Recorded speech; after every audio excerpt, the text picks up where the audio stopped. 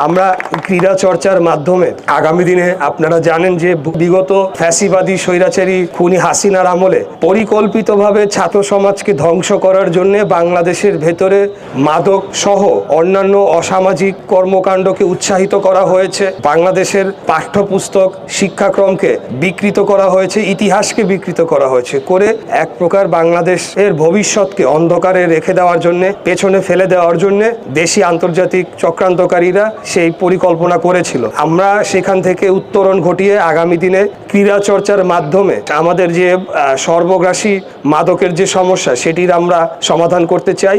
আমরা চাই যে আমাদের আগামী দিনের জাতির মেরুদণ্ড হিসেবে শিক্ষা এবং তার সাথে ক্রীড়াকেও যুক্ত করে বাংলাদেশকে কিভাবে এগিয়ে নিয়ে যেতে হবে সেটার জন্য আমাদের কিছু পরিকল্পনা রয়েছে, যেটা আপনারা 31 দফার মাধ্যমে জানতে পেরেছেন। আপনারা যেহেতু ছাত্রদল করেন, এটা আমাদের আপনাদের দায়িত্ব যে আমরা দলের কার্যক্রমকে জনগণের মাঝে তুলে ধরি এবং সেটাকে বাস্তবায়ন করার জন্য যার যার জায়গা থেকে, যার যার ইউনিটের জায়গা থেকে আমরা যথাযথ পদক্ষেপ নিই। সেই জন্যই আপনাদেরকে আবারও ধন্যবাদ যে আজকে আপনারা এই ক্রিকেট টুর্নামেন্টটি আয়োজন করেছেন, অত্যন্ত সুন্দর, এবং এটির ধারা অব্যাহত থাকুক সেই আশাবাদ ব্যক্ত করছি। এবং আগামী দিনে বাংলাদেশ একটি গণতান্ত্রিক পথযাত্রা যে উত্তরণে রয়েছি, সেই পথ আমরা অতিক্রম করে আবার একটা গণতান্ত্রিক বাংলাদেশ আমরা প্রতিষ্ঠা করতে পারি, সেই আশাবাদ ব্যক্ত করে আমার বক্তব্য এখানে শেষ করে আপনাদের থেকে বিদায় নিচ্ছি।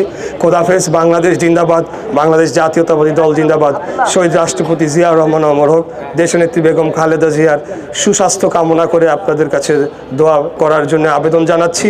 আমাদের প্রাণপ্রিয় নেতা, যিনি 25 তারিখে বাংলাদেশে প্রত্যাবর্তনের পর সকল অপশক্তি যারা আগামী দিনের নির্বাচনকে তারা বানচাল করার চেষ্টা করছে, আপনারা দেখেছেন ঢাকা 8 আসনের সম্ভাব্য প্রার্থী জনাব হাদি, তিনি বাংলাদেশের পক্ষে কথা বলতেন, গণতন্ত্রের পক্ষে কথা বলতেন এবং বিদেশি আগ্রাসন বিরোধী উনি জোরালো ভূমিকা নিয়েছেন বিধায় ওনাকে আজকে এই ন্যাক্কারজনক হামলা করা হয়েছে। আমরা তারও সুস্থতা কামনা করছি, মহান আল্লাহ তাআলা যাতে তাকে দ্রুততম সময়ে সুস্থ করে বাংলাদেশে ফেরত আনুক, এবং আমরা তার পাশে রয়েছি। সেই জনাব হাদির জন্য আমরা দোয়া প্রার্থনা করছি। এবং আমাদের নেতা দেশ তারেক রহমান, উনি বাংলাদেশে আসার পরে সকল অপশক্তিকে আমরা জনগণকে সাথে নিয়ে রুখে দিয়ে বাংলাদেশকে আবারও গণতান্ত্রিক দেশে প্রতিষ্ঠা করব ইনশাআল্লাহ। এই